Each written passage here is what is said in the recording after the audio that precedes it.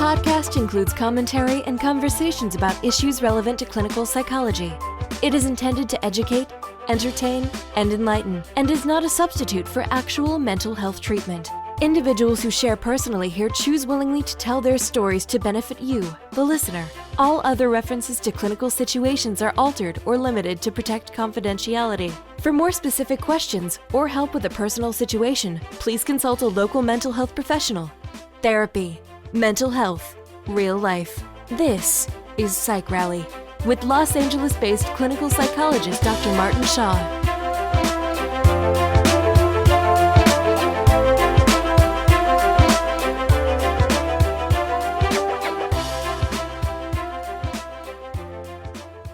Welcome back. We are on to episode 18 of Psych Rally, which is brought to you by Conscious Life Shop, the brainchild of my friend and colleague Tiffany Shelton. Conscious Life Shop provides products that elevate consciousness and make enlightenment easy. You can learn about their Sacred Space collection, which offers one-of-a-kind items that add style to your meditation practice. And you can also learn about the Conscious Corner line, which offers journals, books, and meditation albums to help facilitate self-care and self-fulfillment. For more information, check out consciouslifeshop.com or the show notes for episode 18 at psychrallypodcast.com. With me here today is my new friend who I've gotten to know over the last month or two and has taught me a lot of new things about, or challenged me to think about a lot of different things as a mental health care provider. And how did we meet exactly? I think I posted an article on the Asian Coalition's Facebook page, and you read it there. Through social media and related mental health advocate pages and groups that we're part of, and we said, we have a lot to talk about. And so, just so happened that you're in Los Angeles, so I'm glad that worked out. Her name's Emily Hsia Cutler. Welcome, Emily. Thank you. Thanks so much for having me. My pleasure. And we got a lot of interesting things to touch on today, but obviously we'll talk about your personal story. Just a couple things to set the stage. Emily is a relatively recent college graduate. Yes. Congratulations. Thank you. You graduated from the University of Pennsylvania. And did I tell you how I was destined to go there, but destiny didn't play out as it was supposed to? I think you did, yeah. The long story short is, senior in high school, we're choosing where we're going to apply for colleges, and I look at the statistics, which our college counselors gave us, and based on my GPA and my SAT and SAT2 scores, I could have walked into UPenn, but they didn't want me. I don't know what happened. So I had a great college experience as it is somewhere else. But anyways. UPenn's loss. Thank you. I needed to hear that. I appreciate that. Yeah. Anyways, congratulations on getting admitted there and graduating from there. Even though that's even older news. And Emily, you're also a more recent transplant or immigrant to the Los Angeles area. Yes. That's right. Yes, I moved here about a year ago. So welcome. Thank you. And I say immigrant because moving from Philadelphia area to LA is like moving from a different country. It is, yeah. It's very different. Well, and as we know from recent news, there's more and more push for us to become, for the Cal exit, for us to become a whole separate country, so... Yeah, at this point, I'm on board with that. Oh, man. So immigrant may not be an exaggeration to call you as someone who just came here a year ago. Just make sure you get the right paperwork. That's right. And one of our other jokes is, so you come from a Jewish family. Yes. From a Jewish background. I do not. Right. I am not. Right. And yet I probably grew up in a more Jewish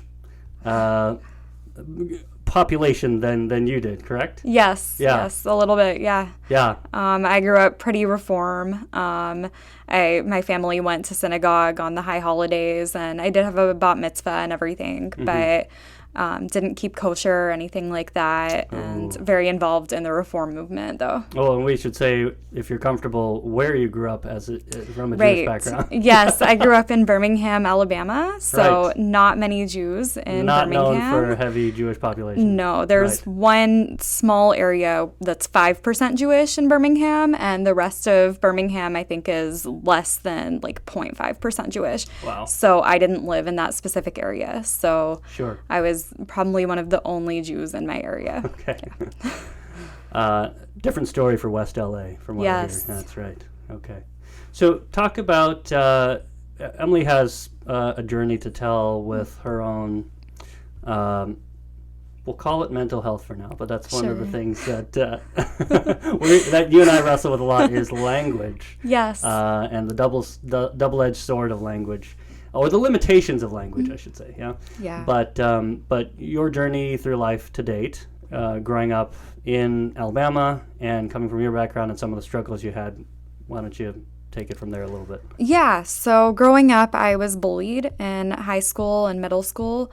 I was one of the only Jewish students, so I think it was really hard for people to understand my background, and people had lots of prejudices and stereotypes. I would get called, rich Jew or dirty Jew a lot of times. So it was pretty overt. Yeah, it was pretty overt. Yeah. And then there were other reasons that I was bullied for my appearance. A lot of boys would call me ugly, or and some teachers even kind of said things like that. And Could you? I mean, what would a teacher? without going into too many specifics, I Fair was enough. told by a teacher that I shouldn't be president of a certain club because they needed a more attractive face representing that club. Wow, Yeah, a male teacher. female teacher. Oh, wow, Yeah. gosh. Okay. Yeah. Apparently, women don't always support other women. I don't know where No. I've been hearing that Yeah. around recently, but Yeah, and that's Gosh. one of the causes that I've been involved with is lookism, which is discrimination against people based on appearance. So I think there was a lot of that for me growing up. geez. Yeah. Okay. Did you have mainly middle school, high school? Yeah, mainly middle school, high school.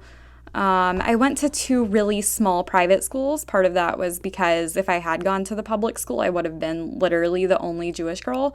But since I went to private school, I was one of a few Jewish kids. But because it was a lot smaller, there was a lot more bullying that, you couldn't really stay anonymous. Everybody knew you, and either loved you or hated you. So Was that an intentional move on your parents' part? yes. I see. Yeah, and they wanted to do what was best for me academically, so they sent me to a private school where I would have a really good education, and I am grateful for that.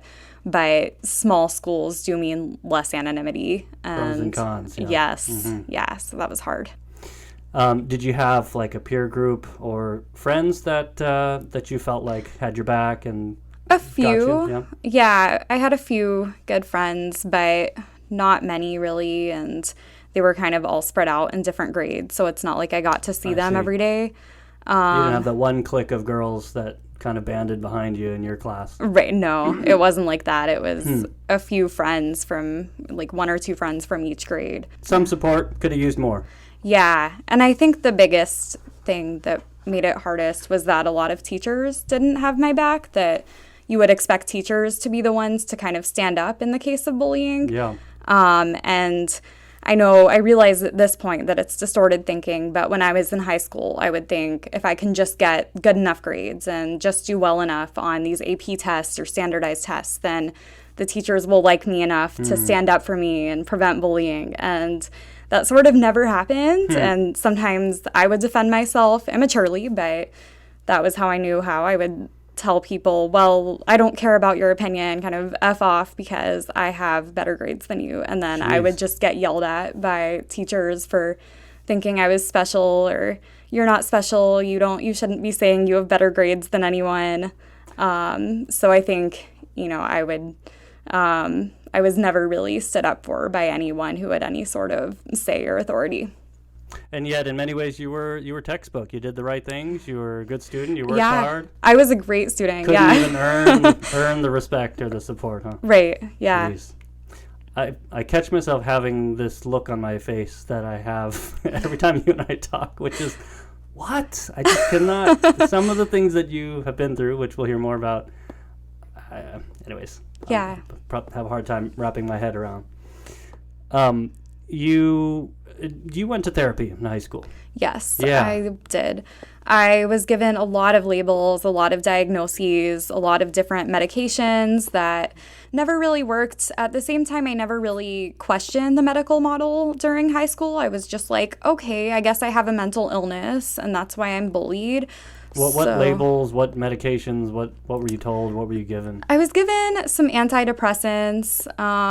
It never really worked. I think I was diagnosed with depression, anxiety, maybe cyclothymia. That was like a hot diagnosis at one of the years that I was given it. Trendy label. Yes. And they didn't give you the magic pill, the anti-bullying pill? No, they never. Oh my goodness. I always asked for that. Yeah. Alabama, but no. Gosh.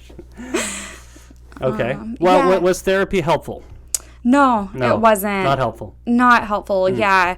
One of my therapists that the school really encouraged me to go to happened to be a donor of the school, private school.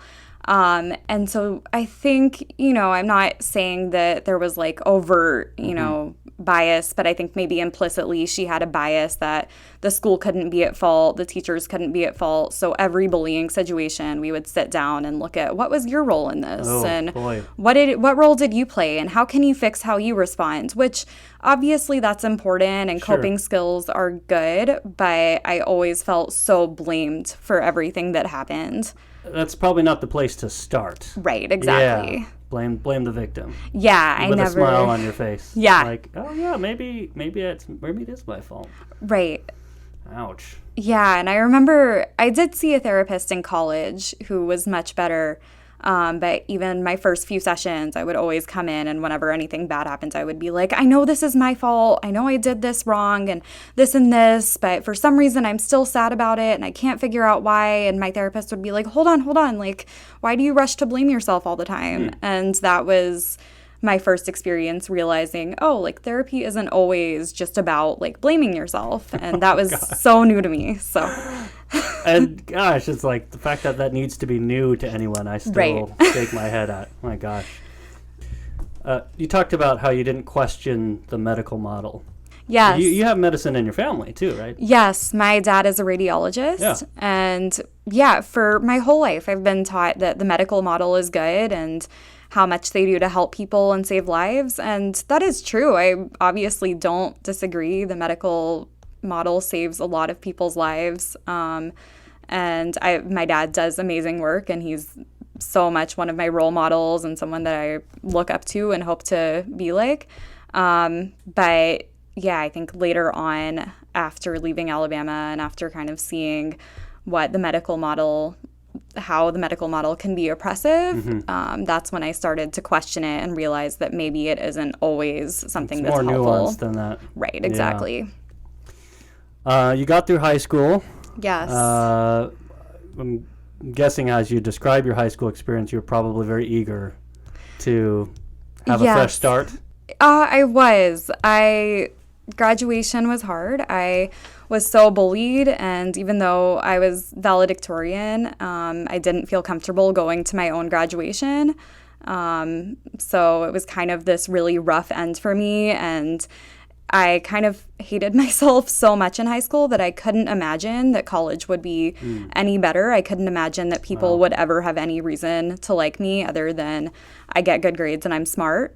So it wasn't like, I'm so done with high school, ready to meet new people and go someplace new. It was just like, maybe it's just going to be more of the same. Right. Yeah. I kind of expected it's going to be more of the same, and I'm not going to ever fit in anywhere I go. And did that happen? Not to the extent that I thought it would. Penn is a hard place to make friends, I think, if you're any different than, I think, cookie cutter. Ivy League kids? Yes, cookie cutter Ivy League. I'm not. So it was hard to make friends at first. And there were I'm a playwright, so I was in some theater groups that had some bullying. And which you were the recipient of again? Yes, I was the recipient of bullying yet again. Where's that sign on your back? Gosh. Yeah, and I think I kept thinking after those situations freshman year of college, like, what is wrong with me? I keep getting bullied. Like, the therapists from high school are right. I am doing something to create this, and it just made me hate myself even more. But I did eventually at Penn find really good friends, and I just had to kind of keep looking. And by the end of college, I did have a really good group of friends that I still talk to a lot. They're still very close to me, even though they're in Philadelphia. I think since Penn is a bigger school, it just required more looking to find those other people who were different and kind of outsiders. A little bit different from private high school down in Birmingham, huh? Yes. Yeah. 10,000 people means that even if 1% of the people are, different and feel the same way I do about Penn or, the cookie cutter kind of environment of it, that's a lot of people. Still a lot of people. Yeah. Yeah. I'm glad that worked out. But not without other distress and trauma in college, correct? Yes. I was sexually assaulted in college a few times, and one of those was rape. And yeah, that was definitely something I had to deal with. I did have really good therapists in college. I went to the counseling center, and that was actually something that helped a lot. Yeah. You felt you had the support to kind of cope with it in a healthy way and yeah, I think so. Get through college otherwise, despite what you were having to deal with. Yeah. And honestly, it didn't really affect me until some of the experiences that happened later. I think I was re-triggered in a lot of ways, but after the actual assaults, my life didn't stop in any way, and it was upsetting, but it wasn't, life-altering. Was this perpetrated by someone that you were in a close relationship with, or? A couple times, yeah. I see. Yeah, more like just university hookup culture.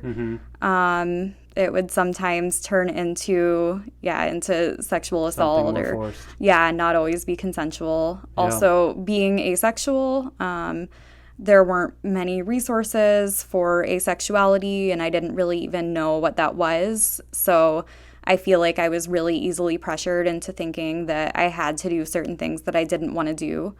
And imagine, as you said, if this is part of your emerging identity, but do I even know if this is a real thing or not at the time?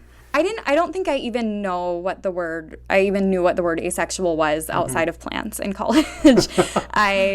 And I even thought, I didn't know that romantic and sexual attraction were different, and I've always experienced romantic attraction extremely strongly. So I thought, for sure, I can't be asexual. And so I would think that, if I felt romantic attraction to someone and they wanted to do something sexual, then I should do it. It would be mean of me to not do that. If I like them, then what's wrong with me that I don't want to? So I think I ended up in a lot of less than consensual situations because of that. Yeah. And it wasn't until I came to LA that I really found an asexual community, and I was like, oh yeah, this describes me. This is it. Right. Thank you. I have affirmation for something I've experienced. Yeah. Well, and as you described, you'd been kind of set up to feel like it's your fault. Right. That's something wrong with me if I don't want to do this or don't have these urges and attractions. Yeah. Right, exactly. Yeah. So it was easy to kind of write that off. Yeah. At that time. Right. Unfortunately, yeah. So talk about the end of college, because as you said, by then obviously you'd been through this trauma, dealt with it with good support, fortunately, had found a good friend group, so that was positive. Yes. And you were seeing a therapist throughout college? Yeah, I was. Okay. I saw a really great therapist in college, very humanistic, client-centered. And yeah, a lot of times I would come to her office and be like, this thing happened with this guy and it wasn't so consensual and I know it was my fault and blah, blah, blah. And she would be like, hold on, can we just put a pause on that? Slow down there, hold on. Yeah, and I would be like, oh, okay. And so I think she really helped me get to a point of not having to rush to blame myself for every single thing that happened. That's good. Yes. And you were seeing a psychiatrist at the same time, or? Yeah. Yeah. Throughout college? No. Toward the end. Okay. Toward the end of college, I started dating someone seriously, who I'm still with.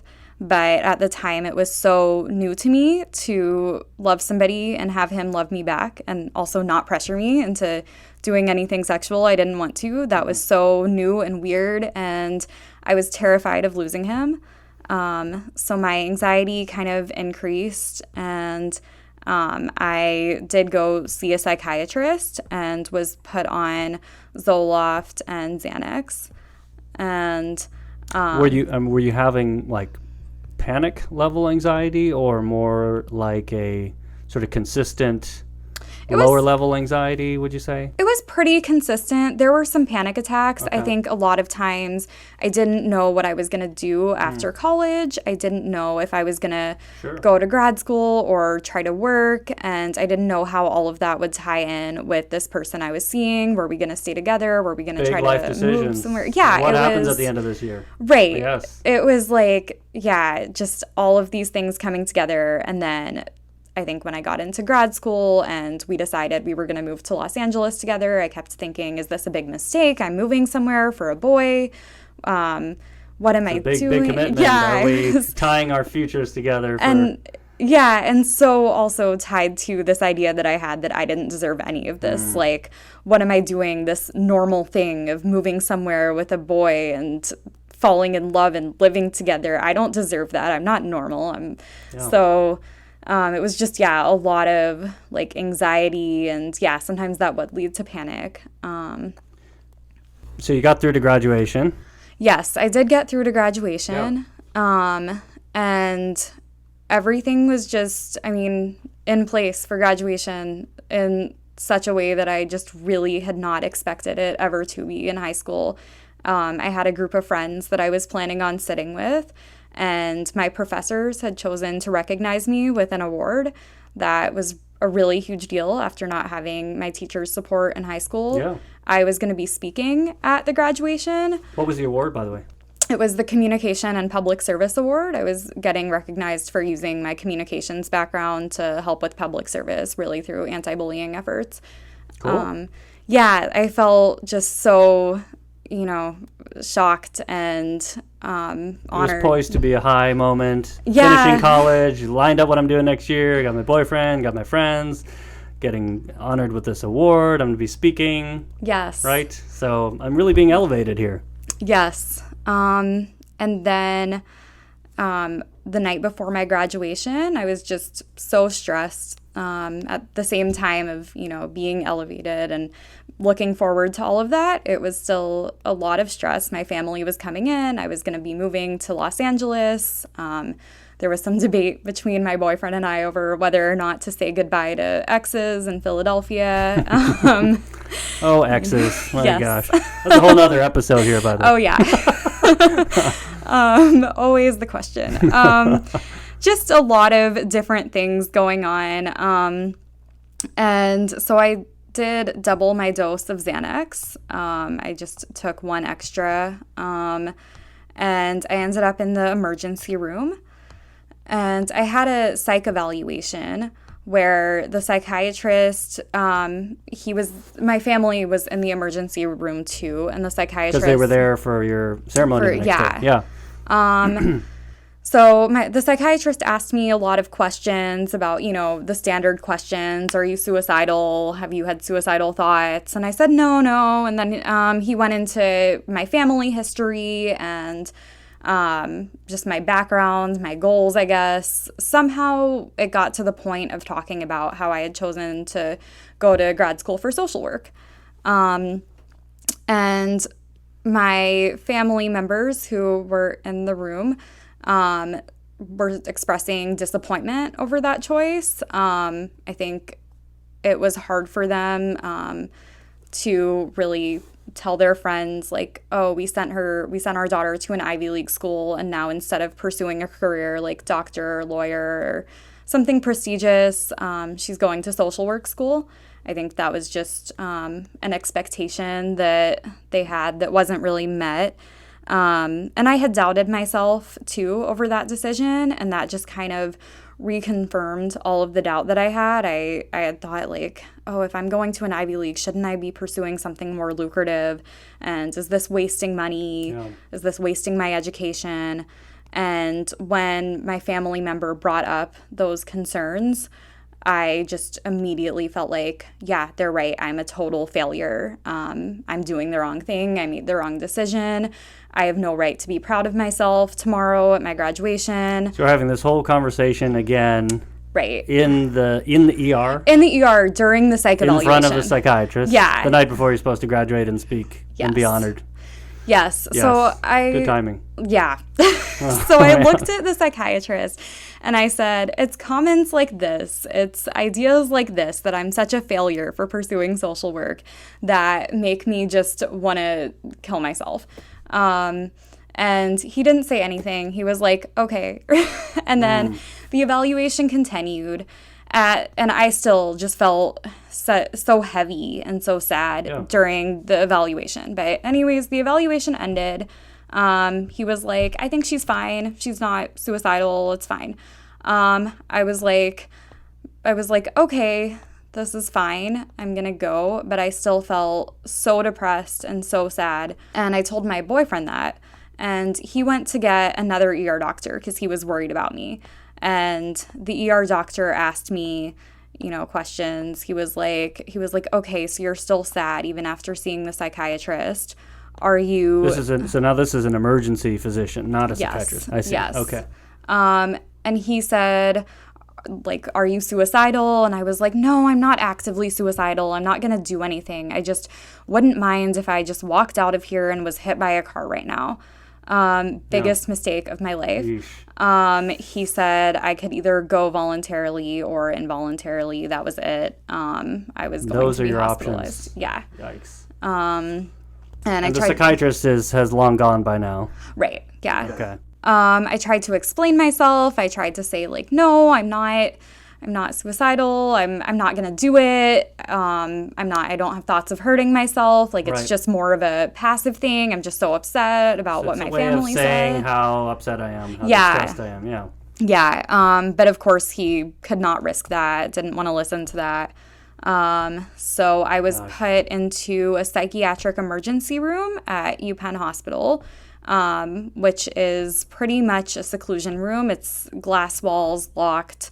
When you say put into a room, was it, how were you led away? I was led there. You must have been really upset. Oh yeah, I was bawling. Oh, I was bawling. There was a phone in the room, so I was calling every person I knew, saying I just want to go to my graduation. Yeah. Please just figure out something. Can I graduate college, please? Oh my gosh. And but most of my friends and family and even my therapist, they didn't know what to do. They were like, well, if a doctor says you need to be in there, then I guess you do. And I was like, no, I don't, I swear. So you were in contact with with your therapist too? I did call my therapist and she was like, I guess you need to be there if a doctor says so. And when people have their licenses at stake, I think it would have been really hard for her to go fight for me, because what if I were to get hit by a car accidentally? I wonder what she could have done anyway. Right.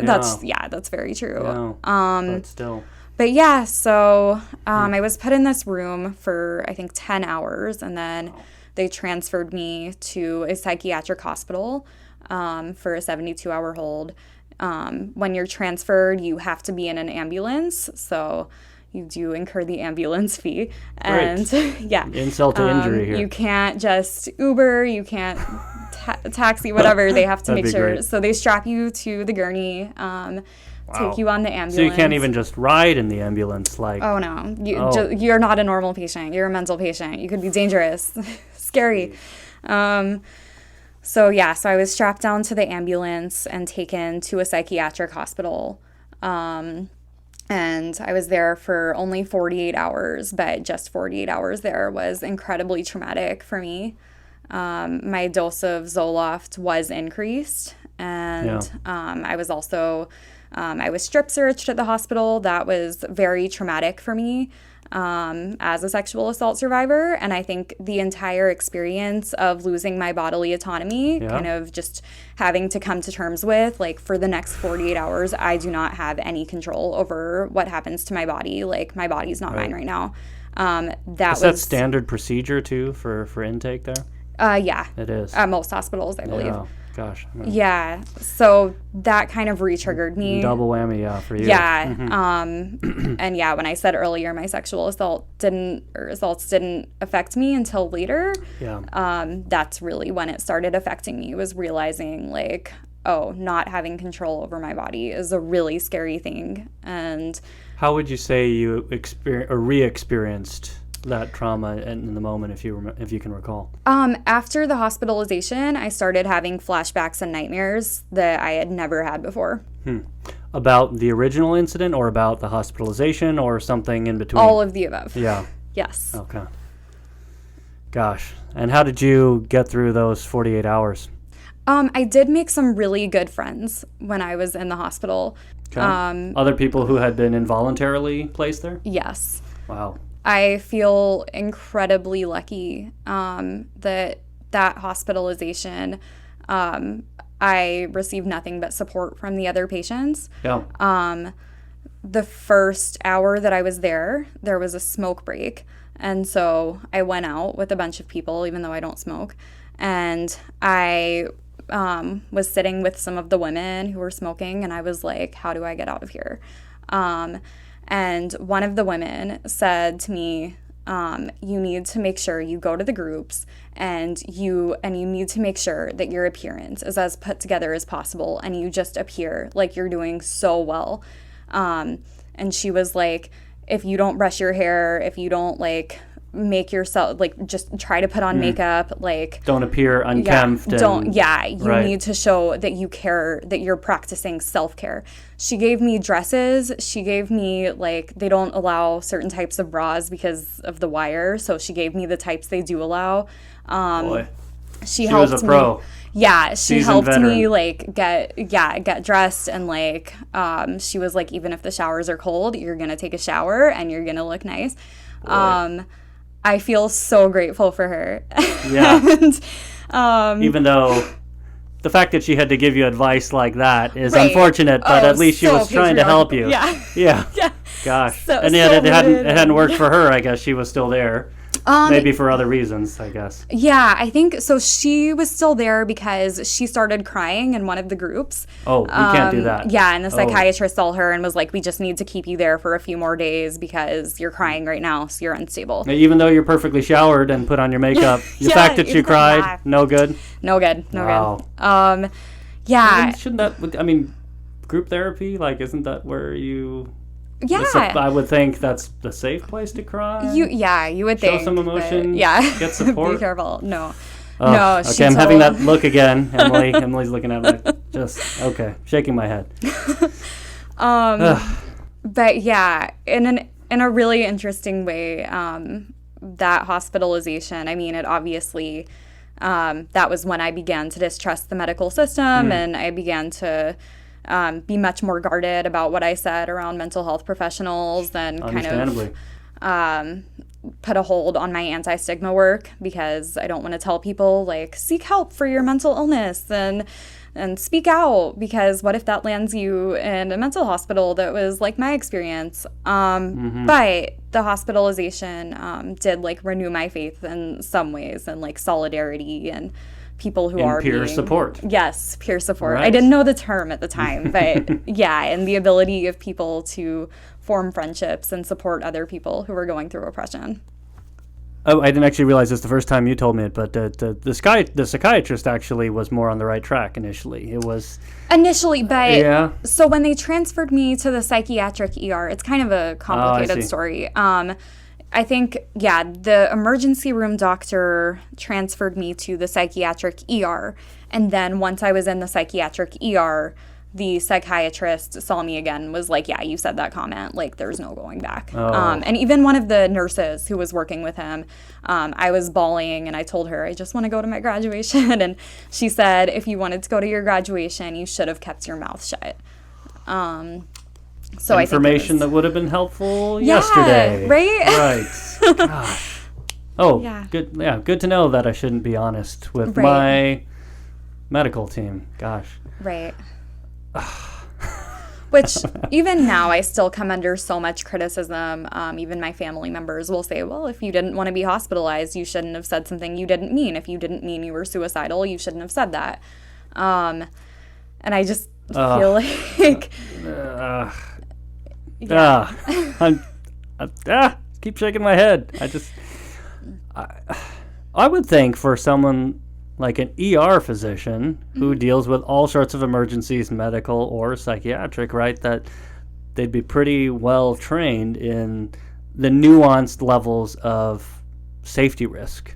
Right. I mean, I think of my training program, and we had this hammered in from day one and repeatedly, right? That, passive thoughts of wanting to die is very different from passive thoughts of wanting to harm oneself, which is very different from active thoughts of wanting to harm oneself and having an idea, an intention to do it, and a plan to do it, and the means to carry out that plan. Right. There's so many different levels, and you don't just hear one thing and jump to the conclusion. You will want to query and get more information. What does that mean? Right. And the reason I said that is because I had said that to my therapist so many times. I was like, whenever I felt like a failure for going to social work school, I would just be like, I feel like a failure. I want to die. And like, she wouldn't hospitalize me. And a lot of times she would understood what you meant by that. Yeah. And a lot of times I would be like, is something wrong with me that I'm like, I just could see not being here anymore? And she would be like, no, like a lot of people experience that. That's not a big deal. Like, It's not like you have a plan or anything. Like, sure. Like you don't, she would query further if she was really concerned about your exactly. safety. Yeah. So I never in a million years imagined that comment could land me hospitalized. Oh, gotcha. That's unfortunate. Yes. You wrote about this incident on an article for PsychCentral.com, which I'll link to on our show notes here. But you also described being restrained. I know you talked about that in the ambulance ride. Yes. I don't know if there were other incidents of that, being verbally abused and having to be given to take medication without informed consent. Yes. During that first hospitalization, I was given Zoloft. And the other thing that the other patients told me, which was confirmed by the psych nurses and the staff, is that if you want to get out, just take the meds. If they see you taking meds, like that's really what they care about. If you're marked as med compliant, they're fine. This really just sounds like being a slave. It's just do as you're told, don't stick out, right? Yeah. Just do the right thing, and maybe you'll get out of here with a lighter sentence sooner. Exactly. It's a lot like the criminal justice system. So I, of course, took any medication they gave me, and they increased my dose of Zoloft.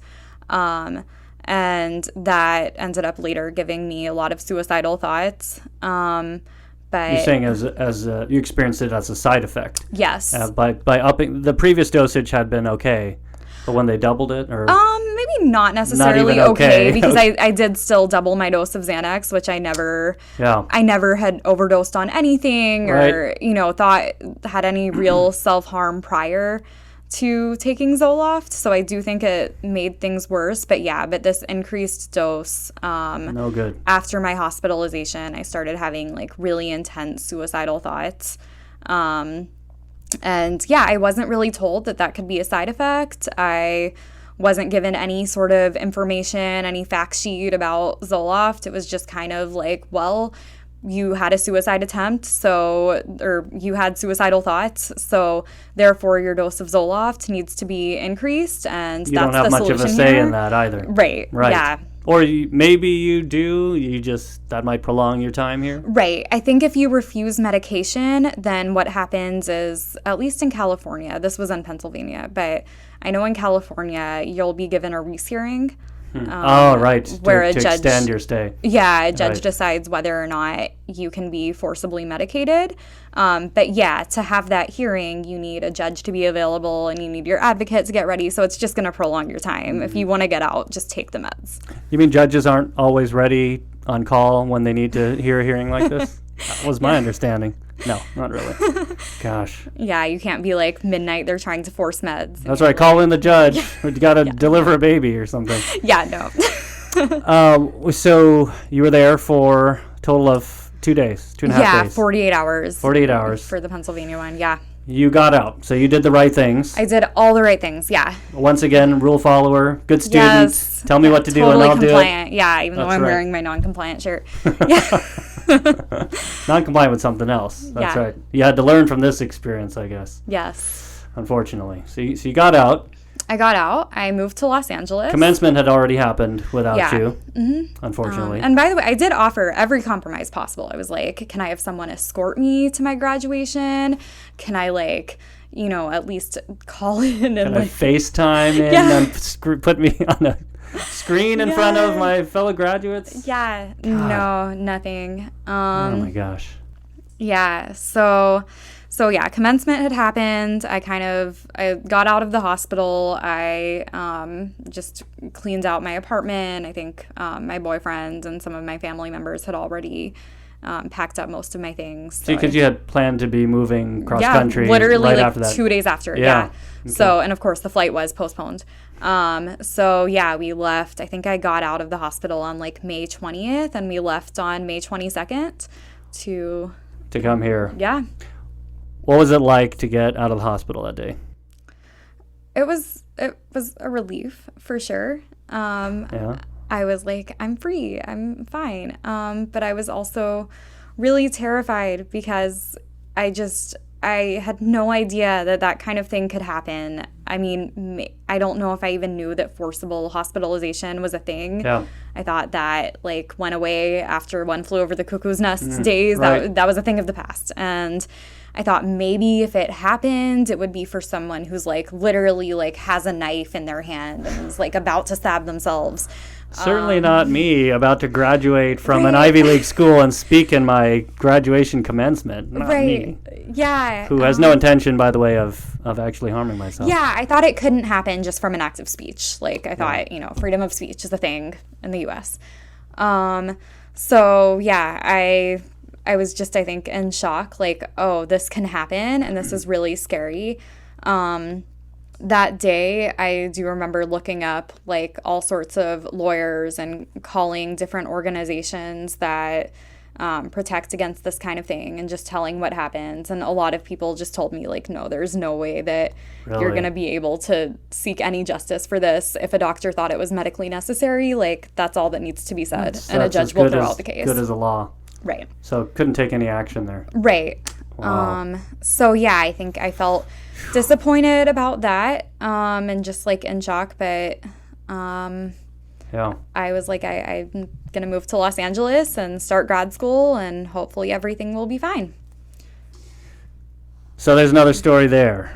Yeah. All right, so you come out a year and a half ago with you and your boyfriend. Yes. So still kept up with that plan. Yes. With high hopes. He had a job out here. Yeah. And you were going to start a social work program. Yeah, well, so I was in a dual degree program, social work and Jewish nonprofit management.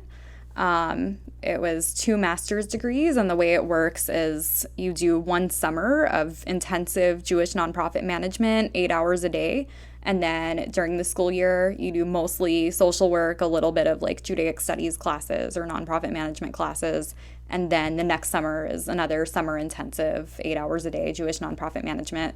And this was with a seminary, too, is my yes. recollection. Yeah, it was a joint program between a school in Los Angeles, a big university, and a very small Jewish seminary. Gotcha. Okay. Yeah. And so you started that. Yes. So I started the summer intensive for the Jewish nonprofit management program. And I just did not fit in.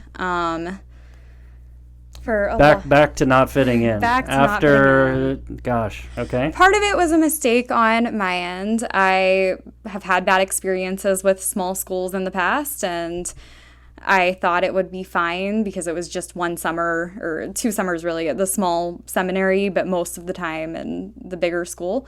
Well, and I'm in a big city in a new place, and it's a Jewish school. And it's grad school. Yeah, people are nice in grad school. I'll fit in right? perfectly, like, right? Yeah. It's not Alabama. Yeah, and it's Jewish nonprofit management, right. So it's social justice, right? It's, perfect fit. Yeah. No. Why would I suspect otherwise? Yes. Yeah, there was a lot of sexual harassment in the program. Jeez.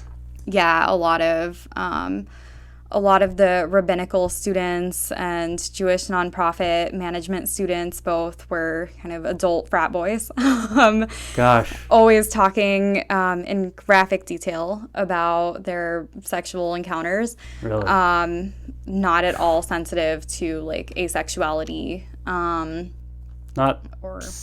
sensitive to Women. sexuality Well, yeah. in general, it sounds like, let alone asexuality. Right. Gosh. So that was very triggering. Wow. And on top of that, I had just been hospitalized and had this like kind of trauma come up again. And yeah, there were a lot of reasons I didn't fit in. I'm more passionate about kind of the social justice angle. I wanted to work at a Jewish nonprofit that's more using Jewish values to kind of promote social justice. Sure. Something like Bend the Arc or the Anti-Defamation League, which prevents all forms of bigotry and discrimination and oppression. That's not what they were about? Yeah, it was really a focus on fundraising for Jewish organizations. How to make more money. Yes, which is important. Of course. And I was cynical about it that summer, and I probably should have been more open-minded about it. But I think when that was such the focus and there were almost no conversations about social justice, I expected to be having conversations at lunch about intersectionality and what it means to be in a place of privilege, Sure. being Jewish in Los Angeles, and how we can help other groups who are not in that place of privilege. And it was mainly just fundraising. There was also a lot of focus on Jewish camps and Jewish youth events, which to me, in my experience, have promoted hookup culture very heavily. Is that right? Yeah, when I expressed that criticism, that was not received very well. Blowing the whistle. Nobody liked it, huh? Right, yeah. Jeez. Yeah, so I think I just was really different than most people there. I was also the only social work student in my class. Most people were getting a Master of Public Administration or an MBA, maybe Jewish education. So in every way possible, I was you were just different. An outlier, Also, I was 20. I graduated at 20 from college. I think the next youngest person was 24. So even though that's not like a huge age gap, it was still... Oh, it is. 20 and 24 is a bigger gap than 40 and 44. Right, for sure. I think people did see me as this like young idealistic person though. Like when I would talk about like we need to have more equality as opposed to fundraising, or as opposed to current practices of fundraising where nonprofit professionals have to spend much more time with the one percenters, for lack of a better way to put it, than with just average, the 99% of people. That's an issue, and people would be like, "Oh man, you're 20, you're idealistic." And I remember kind of wrote you off. Yeah, I remember one conversation specifically. One of our professors asked in class, like, "So who ultimately owns a nonprofit? Like, who gets final say?" And I said the clients, because nonprofits would not exist without their clients. And everyone in class just started laughing at me, and they were like, "She's 20." Like, Gosh. Clearly the board, clearly the donors. Wow. So yeah, I did not fit in. On top of that, I was on the maximum dose of Zoloft by that point. I was also on Xanax and a few other meds that combined have had pretty well documented histories of causing suicidal thoughts. Were you having some at the time? Yeah. And they just got worse and worse kind of as I was bullied and harassed more by my classmates and as I felt different and felt so alienated from everyone. And plus, after what happened back east, you were having flashbacks and nightmares, you were saying? Yeah. And there was no like close friend in Los Angeles that I could really talk to about that. So... Sure. So much for a honeymoon period and moving to a new place. Yeah, no. Gosh. So it just kind of got worse and worse. And I was so terrified of telling any mental health professional that like I was feeling so depressed and so suicidal. I really felt like I couldn't tell anyone because what if I was hospitalized again? Yep. So I did act out in ways that I feel really ashamed of in grad school, that I think a lot of it was turned into anger toward the program, that I ended up criticizing them a lot, or I didn't handle my confrontations with my classmates in the best way I could have. But I was just under so much stress. The best you could do at that time. So much trauma, so much stress, and so over-medicated. My recollection is you found your way back into some treatment, though. So I was seeing a psychiatrist and a therapist, Probably with some trepidation at first. Yeah, I mean, Yeah, I didn't tell them any part of it. There's a lot of editing. Yes. Yeah, at the end of the summer, I was hospitalized again. By the end, I was just so intensely like distressed that I was self-medicating. I was taking Xanax and combining it with alcohol. And one night I woke up in the emergency room and I was found with sleeping pills that I still don't remember buying. I still don't know whether I took them or not. So I don't really know if that was a suicide attempt or not. Yeah. I never know whether to identify as a suicide attempt survivor, like, I guess. You're a survivor, let's just say that. Yes. So yeah, I did wake up in the ER and was hospitalized again. This time it was even worse. Instead of having group therapy, we just had like a therapist who would sit around and like she would ask us like describe yourself with one feeling word and then draw your feelings, and that was kind of it. Like there was no discussion. It was also in this particular hospital, patients with quote unquote mood disorders were grouped with patients with quote unquote psychosis. So I think even though now I have a lot of friends who have experienced psychosis, when it was so active, it can be hard to make friends or sure. So there wasn't a lot of peer support either. Different vibe from the ladies who took you under their wing at UPenn. Yes. Yeah. Yeah. Also in Los Angeles, I get the feeling that this is unique to Los Angeles. Maybe not though. I felt that there was this really heavy focus on substance abuse. Which we have a big AA culture here, and that could be part of it. And I am an AA, and that's something that I struggled with was alcohol and Xanax, but there was this huge focus on like that as the root of the issue as opposed to like trauma. Sure. So yeah, the second hospitalization was much, much worse. Very traumatic. Didn't have the peer support this time. Yeah, no peer support, no group therapy. Really. Maybe the way you got in wasn't quite as... That part was easier because you don't remember it. Right. But the actual being there was worse. Yeah, well, I do remember. I woke up in the regular ER. Oh, I see. And I spoke with an ER doctor who totally like bought everything I was saying. I was like, I don't remember having a suicide attempt. Like, I don't feel suicidal. I'm fine. And she was like, okay, like we'll discharge you as soon as you can walk. Because I couldn't walk on my own. Yeah. I couldn't walk before her shift ended. So her shift ended, new ER doc. This ER doctor was like, she was found with sleeping pills. Clearly it was a suicide attempt. Just write it off. Check it off. Yeah. So she had a psych technician come and evaluate me. The psych technician asked me all sorts of questions. Are you feeling suicidal? Are you this? Are you that? And I answered everything 100% correctly. Like, no suicidal thoughts. Correctly by whose? By the whose rubric? Truthfully at the time. Okay. And also correctly as in I was not feeling suicidal. But you were not. Yeah, therefore I shouldn't be hospitalized. Right. Yeah, at that moment I was not feeling suicidal at all. And so I answered that way. You know, she asked about like support systems and risk factors, and I had really good support systems. I really minimized the risk factors. You were prepared this time. I was so prepared. Yes.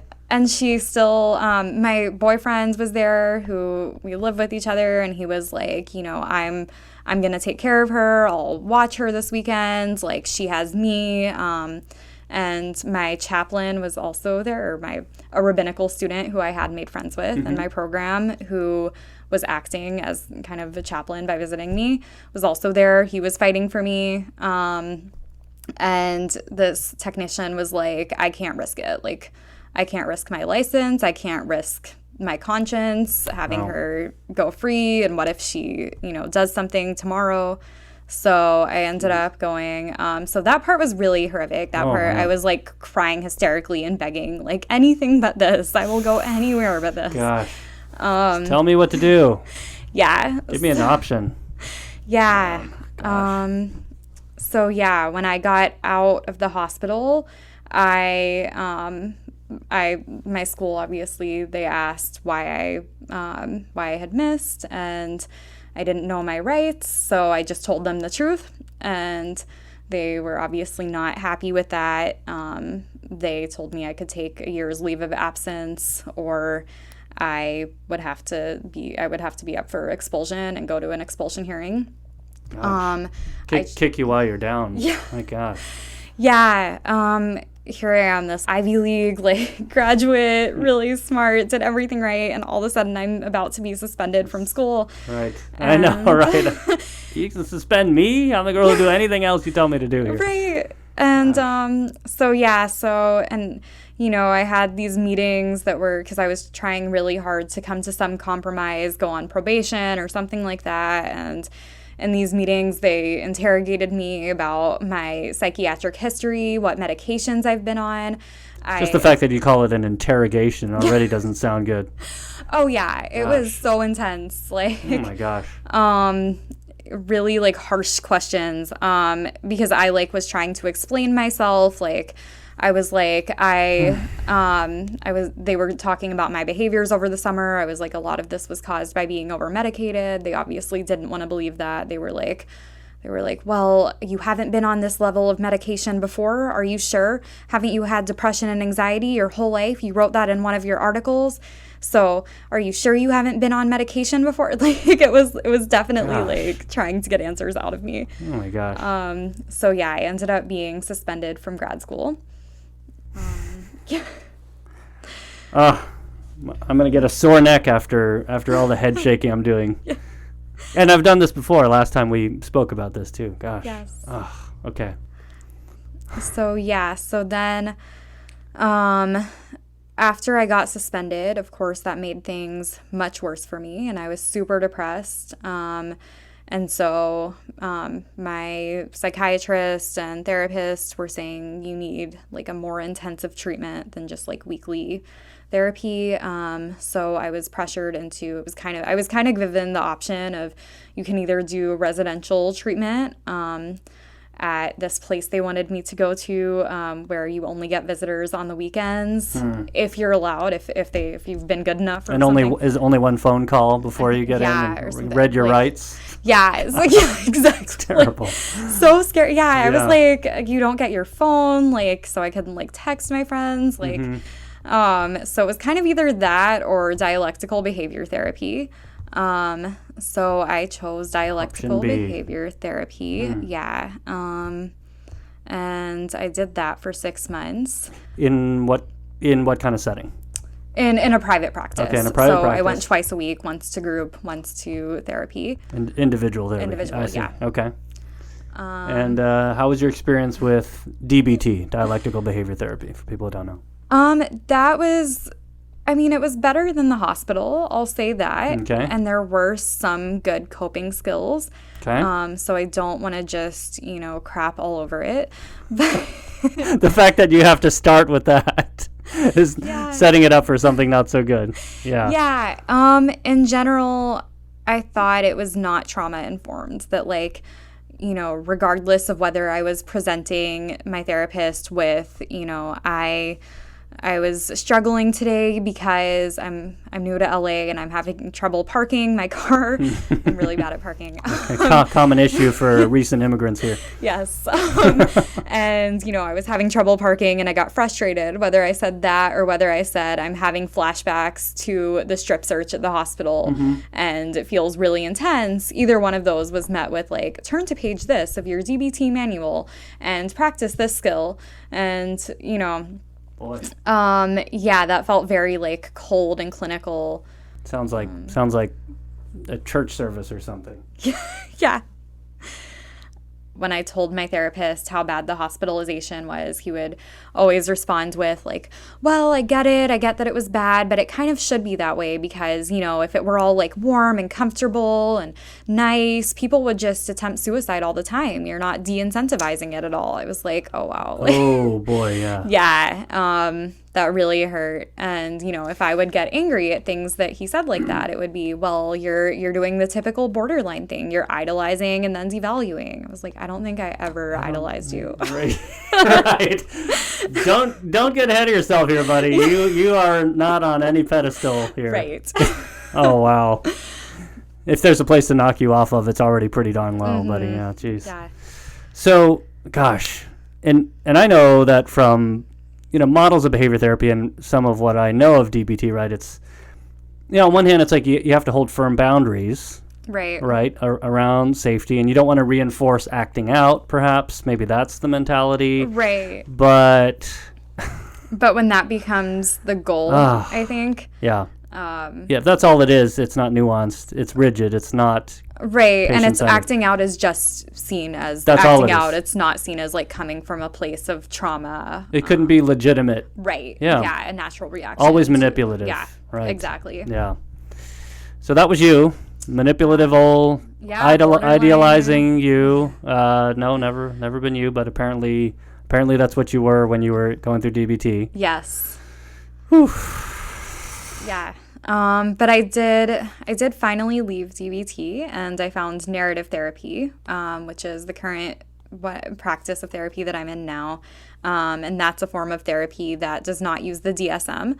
So no pathologizing, and it's kind of known for externalizing problems and kind of showing how any issues you're struggling with are influenced by society and don't exist in a vacuum. It's within your own history and context. Exactly. Yeah. Part of your own story. Part of a narrative, yeah. Yes. And also identifying your strengths to work through them. Yeah. So I have really found a lot of healing through narrative therapy. Good. Yes. You're due for a break. Yes. Gosh. I'm glad that's been helpful. Yes. You have since then kind of really tried to channel a lot of your negative experiences into awareness and some positive changes. Talk about what you've been involved with since. Yeah. A number of things, to my knowledge. Yes. So I'm working on getting my story out as much as possible. I think that stories have enormous power to humanize these kinds of issues that a lot of times, mental institutions or psychiatric hospitals are seen as, if you go there, you must be like totally crazy or violent, or, you must be one of those mass shooters that politicians love to paint us as. Mental health, mental illness equals violent, Yes. threatening. Yes. So I'm trying to Especially get borderline personality disorder, Right. like you, Oh, the yeah. textbook. Oh, yeah. So, yeah, I'm trying to get my story out there. And also, hospitalization, a lot of times, if it's traumatic, it's seen as, well, maybe it's not the best, but it's done for the patient's own good. And in the end, they'll come back and thank you because you saved their lives. So I'm trying really hard to get my story out there to the general public and to mental health professionals to show that this is not always a life-saving, great experience. This can be extremely traumatic, and there are so many people who have been harmed by it. Well, and you've been able to do that in written form in a couple places, and Yes. We're talking about it here, so I hope people hear this as well. You mentioned earlier the term trauma-informed treatment. And I remember you and I had a conversation about this because I hear trauma-informed or trauma-focused, and what I think as a therapist is treatment for trauma. Yeah. Therapy that's addressed for someone's trauma of any kind. Right. But that means something different in sort of the advocacy or maybe legislative community. Say what you mean by that. Yeah. To me, what it means is really recognizing the role that trauma plays in anyone's mental health, that not just, big traumas, but any type of trauma influences someone's emotional well-being, and a lot of struggles really do come from a place of trauma. So I think it's about recognizing the role that societal oppression and just interpersonal struggles can play, rather than just going straight for this is a chemical illness, this is a biological illness. I also think it means recognizing the role that force and coercion plays in trauma. So a lot of people who have survived trauma, whether that's like sexual violence or other types of violence or, discrimination, oppression, that often includes force and coercion. Yeah. And so forced hospitalization and, forced medication, coerced medication, any type of like coerced treatment is going to be triggering a lot of times. Every time you and I have talked about this, I still have this thought of, isn't that how, I don't know, again, I just feel like this is how in our program, in our training, we were trained to think from day one.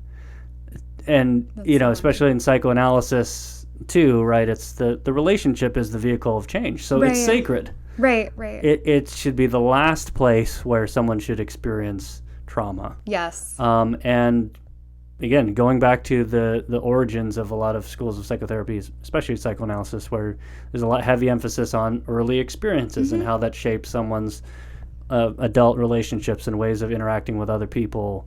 And that's not about biology and neurochemistry. Right. That I guess I would think that's trauma informed.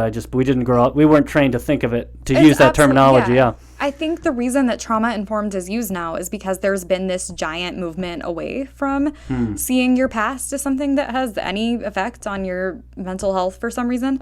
The past and the present are two totally different things. Yeah. Like they have anything to do with each other is ridiculous, right? Yeah, of course, obviously. Yeah. If you're surrounded by bullies and you feel sad about that, clearly it's a biological issue. It's not exactly. It's not just a natural reaction. If you grew up in an abusive home, that has nothing to do with why you might feel depressed later on. Nothing. Oh, gosh. I think there's this push, though, to view mental illness, which I'm not a huge fan of the word mental illness for this reason. I think there's a huge movement to view it as totally biological, totally biochemically based. And I think a lot of that has to do with maybe family members not wanting to have to take responsibility or even just societal oppression. That's really a convenient way for all of us not to have to take responsibility for one another's mental health. And it's also a really convenient way for the pharmaceutical industry to sell drugs. I'm not against medication by any means, and I know so many people who have found it super helpful. But a lot of times the pharmaceutical industry ends up funding... It's big business. Yeah, they end up funding campaigns that say this is a biological brain disease. This is totally chemically based, and we have these meds that are totally harmless that can fix everything. Yeah. So I think, if someone wants to take medications, then by all means, I'm totally pro-choice. But when pharmaceutical companies are funding certain messages that aren't interests totally accurate, get a little bit muddled. Yeah, exactly.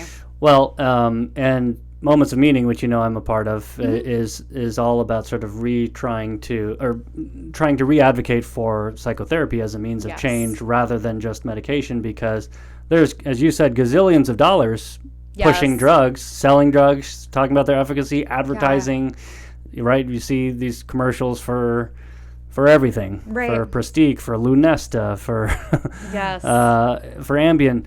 Where is the commercial for psychotherapy? Exactly. It's not there. Right. So you and I are very much on the same page with that in that sense, but you've had to experience it personally on the other end. Yeah.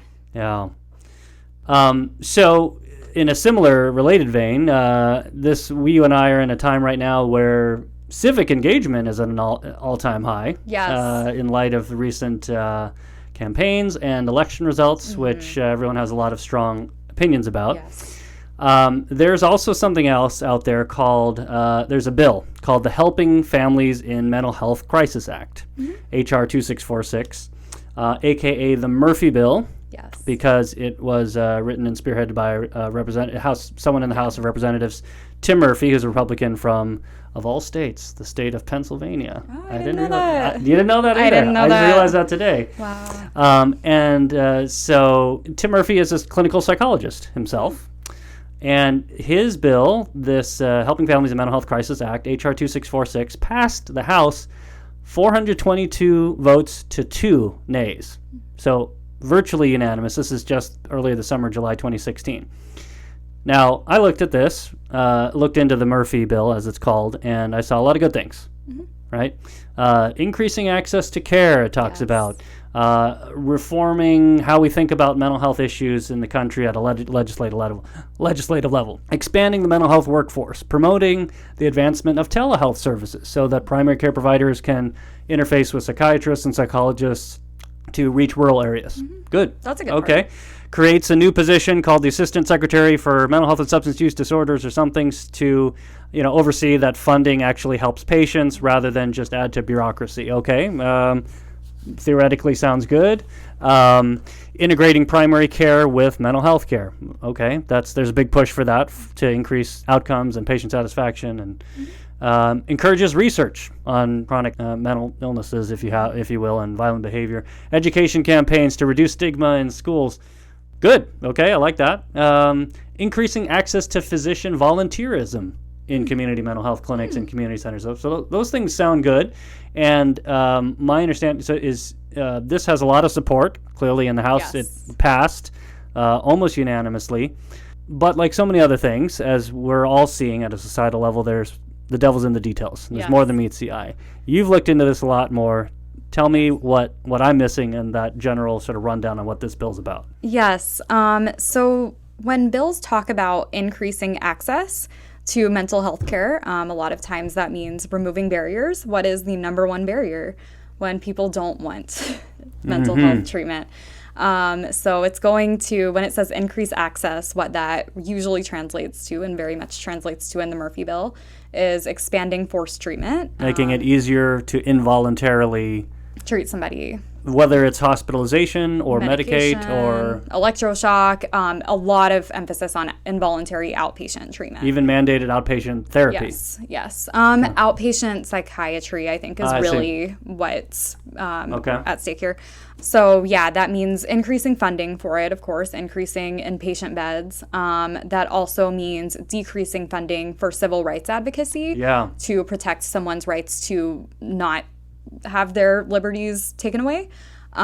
There's also decreased funding for voluntary trauma-informed non-coercive alternatives. For example, there's this conference that I recently went to that was amazing called Alternatives, and that's all about, voluntary non-coercive alternatives like peer support, peer respite centers, which are mental health centers run entirely by people with lived experience in the mental health system. Cool.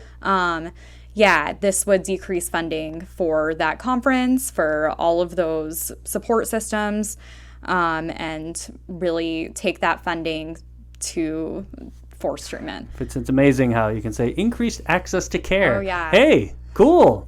Yes. No, not exactly. Gosh. Not all mental health advocacy is true mental health advocacy. Right, and it'd be real easy for someone on the outside, even a professional or provider like myself, to say, oh, well, they're fighting for mental health legislation, Right. for reform. They're gonna, fight stigma and increase funding for research, and there'll be more ways for people to get the services that they need. Right. But it's much more nuanced than that. Right, it is. Another part of it is decreasing HIPAA protections. So if someone is diagnosed with any diagnosis in the DSM, their HIPAA rights will pretty much be removed. Just across the board. Yeah, as a therapist, you can contact their family members.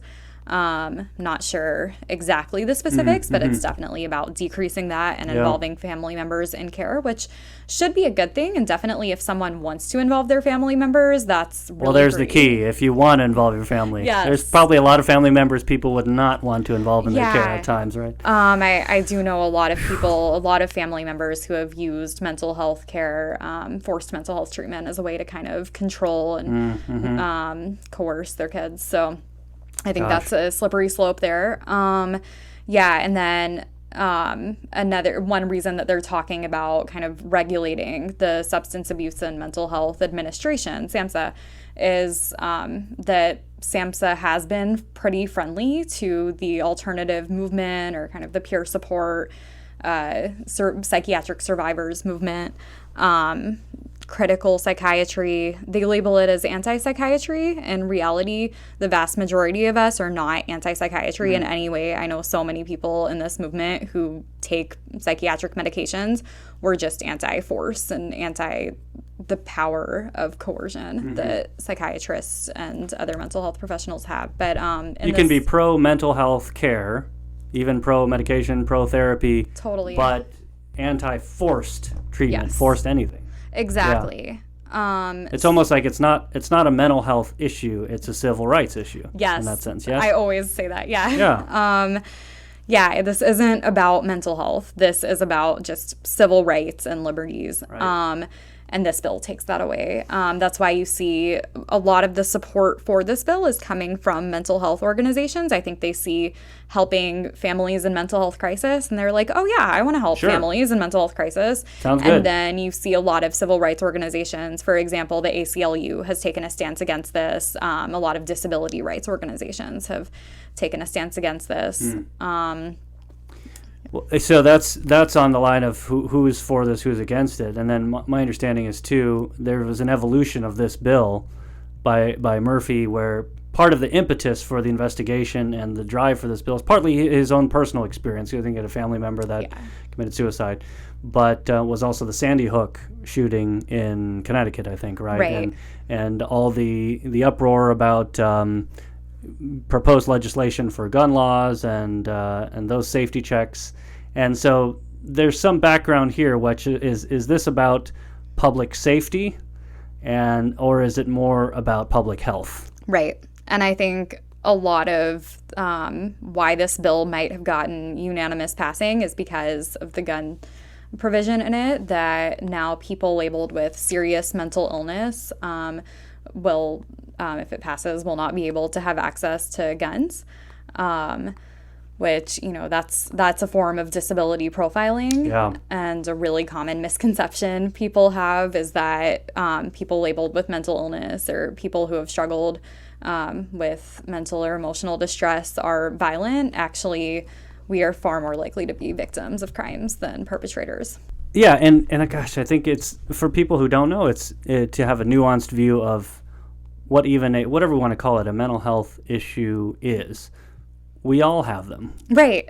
It's really along a spectrum. It's not everyone out there and then the rest of us. Whether or not anyone has been in psychotherapy or taken a medication or experienced a panic episode or has bipolar disorder, we all have seasons. Right. We have good days and bad days. As far as I'm concerned, that's along the continuum of mental health concerns. That's not to diminish, of course, and invalidate someone who really deals with something on a chronic or difficult level. Of course. To trivialize that, but it's a continuum there. Why does it? Yeah, one reason that I really dislike the term mentally ill, or especially seriously mentally ill or disastrously mentally ill, as one of the forced treatment advocates loves to call me. Somebody calls you disastrously mentally ill? Yes. As a joke? No. Oh.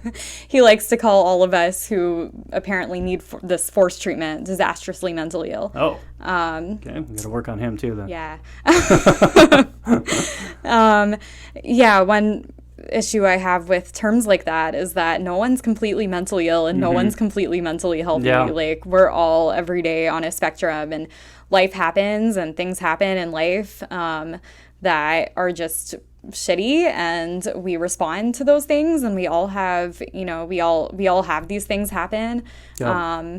And also we all have strengths to get through them. So the term mentally ill kind of just totally disregards people's strengths and is not from a very strength-based perspective. Yeah, I wonder if the term mental illness came about to sort of with a good intention originally, where it's it's an illness, just like we want people to think of depression as a valid reason, to be, have a harder time completing something like a broken ankle or something, but it can be just there's a downside to the connotation on the other side. Right. I hear so many people say you shouldn't have been forcibly treated. Mental illness is just like a physical illness. And I'm like, well, that's the exact justification they use. Yeah. If you look at certain state laws, they say if someone is mentally ill, that means they're out of their mind. That means they can't make their own decisions. So I'm like, I understand how well-intentioned that statement is. And that's that is a good starting place, but it needs to be more nuanced than that. Some of us work with people who are very otherwise high-functioning people dealing with Right. things that you find in the DSM that have labels and codes. Right. But I would never think to call someone mentally ill in my practice. Right, And right. They're dealing with real-life things. Maybe they're dealing with severe anxiety and maybe Right. very severe depression. Bipolar disorder sometimes too. But Yeah. the term's used a certain way out there at very broad levels that can be damaging. Huh? Yes. I wanted to talk a little bit about language because you and I had wrestled with so many things. Like even, I think we had a conversation about what does it mean about Stigma? stigma, yes, Yes. and recovery, Oh, yeah. illness, right? Yes. Gosh, that these terms can mean something very productive and appropriate in one setting, but then when they're applied to another situation, not so good. Like, for Right. instance, stigma in the Asian American community, right? You and I had a conversation, and you talked with our mutual friend Emily Wutrong about Yes. how, right, the stigma around mental health issues and mental health treatment very, very strong. So it's appropriate there that it's this extra layer of it's just for quote unquote crazy people, or it's just something that you don't do, or Right. there's something wrong with you. Yeah. In the Jewish community, you experience it very differently. You hear that word very differently. Yes. In the Jewish community, where it's like, if you're going to a psychiatrist or going to a therapist is not really stigmatized. Not we an have issue. kind of a long tradition of psychiatry being pretty accepted with Freud. All and the way back whatnot. to Freud, yeah. Yeah. So I think for me, when I hear about stigma campaigns, and I know this is an experience for other people too, not just in the Jewish community, but Sure. a lot of times stigma campaigns are like, oh, look at mental illness. It's so sad. And it's just like physical illness. And we need to encourage these people to get the help that we think they need.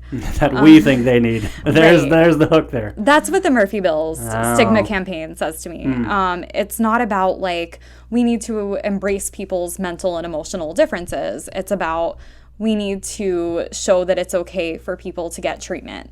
And Show that it's okay for people to get treatment sometimes against their will. yes. Yeah. And I noticed that I like to use the word psychiatric institution or mental institution a lot of times because to me it's not a hospital. It was such a prison.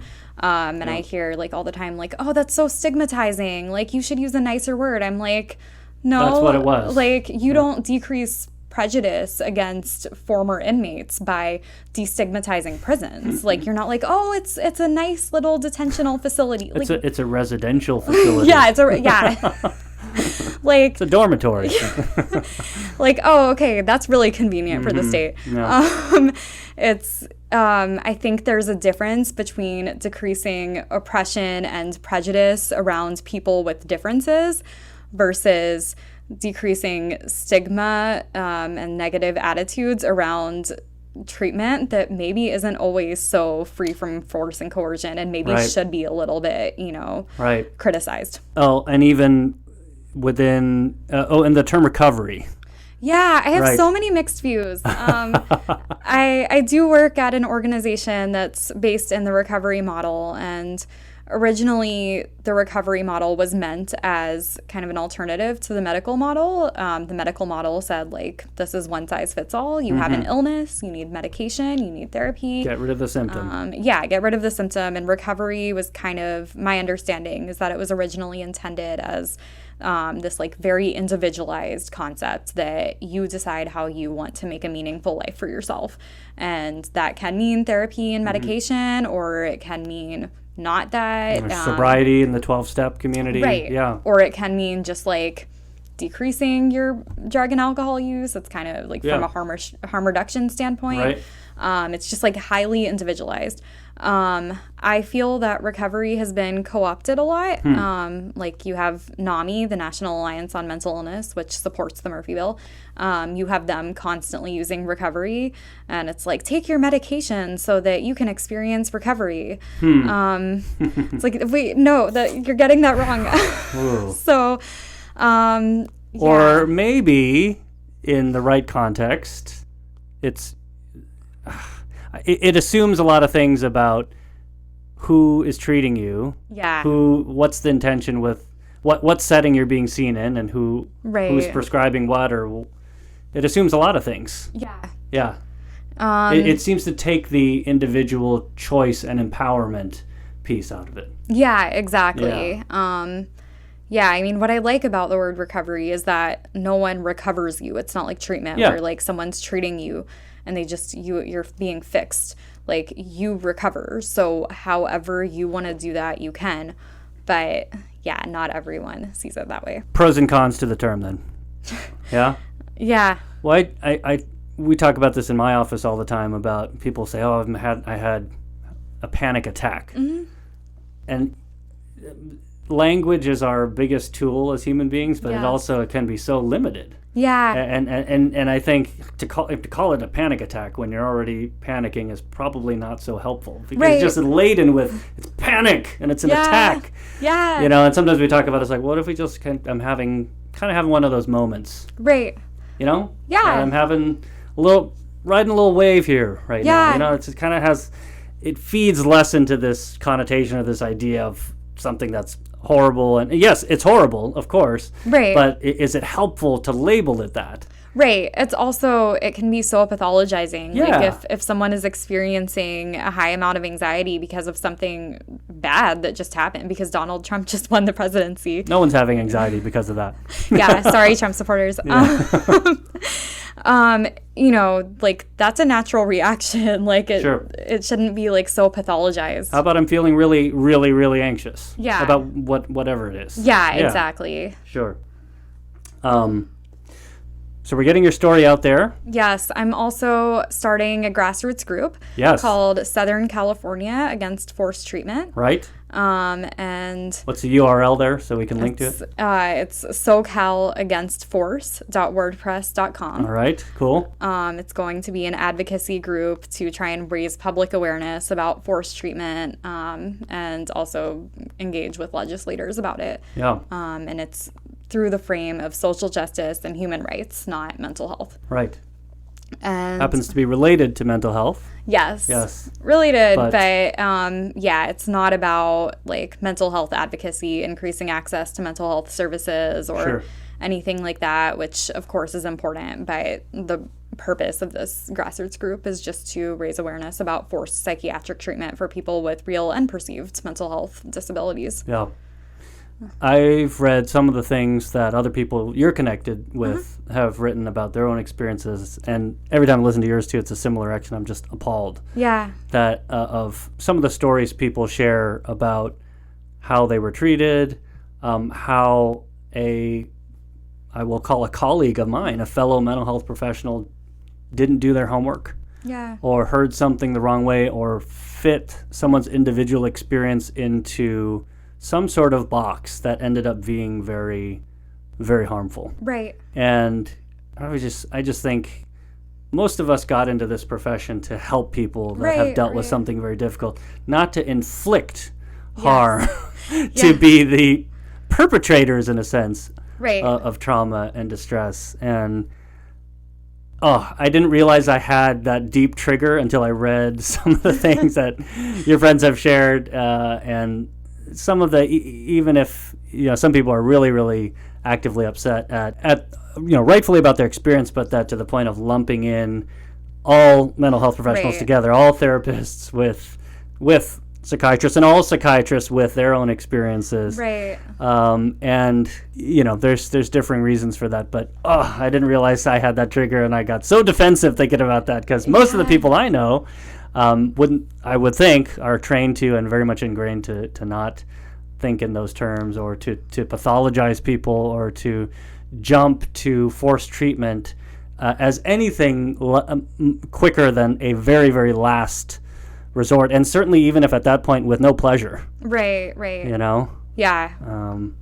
Which I think the last resort, I like to call them friendly neighborhood last resort people. At least in Southern California, against forced treatment, we all take a stance against last resort, against forced treatment in total, just complete abolition. I think because with a last resort, it's like, who gets to define that it was a last resort? And when you say, well, it's only in the case of a serious danger to self or others. Well, I was labeled that way, and I have no recourse to, seek justice for being wrongfully labeled that way. Right. So until with licenses at stake and legal liability, people are going to err on the side of caution. Also, just human instinct, I think, tends to prioritize security over liberty. Well, and with all the with school shootings and threats of terrorist scares, people are probably more hyper vigilant there. Yeah. And who knows, with legislation that has passed, will mental health professionals like myself be more encouraged to, or even more mandated, to involuntarily hospitalize or treat, even if very much personally and professionally an individual like myself would be very uncomfortable doing that. There probably is an element of legitimate public safety concern where again, not to lump all people with any mental health concern in with people who are threats of safety. But then, we have things like the Tarasoff law that, if someone has identified a specific person that they plan imminently to harm, and they are a threat to that person, then it gets a little bit tougher. Yeah. It is different, I think, when others are involved. I'm libertarian socially, so that means I think that whatever you do, as long as it's not harming others, should be legal. So I think, as soon as the threat of harm to others is in play, it becomes a very different question. It's a tougher issue to find a clean line there as well. Right. But in terms of danger to self, it's like, the question is always to me, like, who gets to decide when it's the last resort, and what are the consequences for wrongful hospitalization or hospitalization when there's really not a threat? Like, there's none. So final words of wisdom, pitches, things that you'd like to share with anyone listening? I also wanted to say that I am on the Healing Voices social action team, and that's a documentary about people who have found recovery, or whatever that means to them, through alternatives to the medical model. It's about people who hear voices, who have found recovery through peer respites or just peer support, Hearing Voices Network. And that you can link to that on the website too. Well, gosh, I'm delighted that we are in touch, and I've learned a ton from you and our conversations, and it's really broadened me to think, I suppose, to not take for granted what I assume and have previously thought to be is the way that most mental health professionals operate, but I do recognize, just as I'm recognizing how many other bubbles I'm in recently, that maybe in the setting that I work in private practice with certain types of issues, that certainly that there are other settings in which services are provided, in which other people are being trained in different ways, and that are other forces at play that unfortunately can result in a lot of harm to people like yourself. I'm glad you're hopefully on the healing end of that. Yes. Yeah. And I'm grateful that you can share about that here. Yeah. And I hope other people will benefit from that, whether you're someone who's dealt with something similar and have a story to tell. You can connect with Emily. Yes, please. We'll make her information accessible in many ways. Awesome. And most people your age can be reached in like 35 different ways anyway, right? Yeah. There's a correlation with age. Like the younger you are, the more different ways there are to reach you. Yeah. Emily's easy to track down. She's very available. And I found that to be a benefit as a friend and someone who's had a lot of issues or interests to learn from together. So thank you so much for sharing here. And thanks so much for giving me the opportunity. And I'm just really happy to have the audience of mental health professionals and really speak out about this issue. My pleasure. And I hope we'll be able to collaborate in some other ways in the future. Definitely. Thanks, Emily. Thanks. Well, that was Emily Hsia Cutler. And man, I tell you, I wouldn't wish the experiences that she shared upon anyone. And it's even more unsettling to hear them told so vividly by someone you know personally. But very brave of her to be getting her story out. And I'm glad she could share here on Psych Rally. I'm very impressed also with the initiative she's taking with social action, and because she's a tough one. We touched on a lot there, but I think a running theme is the importance of always working towards a complex and sophisticated understanding of certain issues, these issues in this case. I mean, the labels and the language that we have as patients and as providers can be double-edged. Mental health policy can be double-edged. Various approaches and tools in psychotherapy can be double-edged. And it's conversations like these and stories like Emily's that challenge me to be thoughtful and introspective about my profession and both the overt and the more subtle ways that I and my fellow colleagues, the harm that we can do. And that as much as many of us therapists see ourselves as encouragers and healers, people who make a positive difference in our clients' lives, there is definitely a built-in power dynamic that we need to remember and not misuse, lest we violate our commitment to do no harm. So, here we are. We find ourselves at the crossroads between the worlds of medical and mental health care and the world of social justice and civil rights. Another reminder and a big take-home that I want to highlight again is that, people who seek and need mental health care or who feel depressed at any point in their lives, people who take psychiatric medication, or people who may even find themselves in psychiatric institutions against their own will, aren't just what you see on television, villains or murderers, gravely disabled individuals that are a threat to themselves and society. They may also happen to be extremely intelligent, thoughtful, high-achieving, and educated people who maybe just faced some extreme adversity and or found themselves admitted for reasons that weren't fully justified, for example, in Emily's case here. Because this is just another way in which we, all of us, can tend to see what we already think. We talked about bias a few episodes ago, confirmation bias. We hear psychiatric inpatient, and you might tend to have certain assumptions about that person. We hear grew up in Alabama, and we tend to have certain assumptions. Or voter from California or New York, certain assumptions. And I'm not saying that we can't have certain ideas and assumptions, or that they're even always wrong or harmful. They can actually be very helpful and are very necessary. But they certainly can be both wrong and harmful if we don't at least hold those assumptions lightly and remain in a state of openness to question and take in conflicting information. Emily mentioned dialectical behavior therapy, or DBT. DBT was originally developed specifically to help people with what we call borderline personality disorder. And so, if I'm trained primarily in DBT, or maybe exclusively, I might have a tendency to kind of fit whoever it is in front of me into a borderline personality framework in my own mind, because it fits my understanding and how I think I can help them.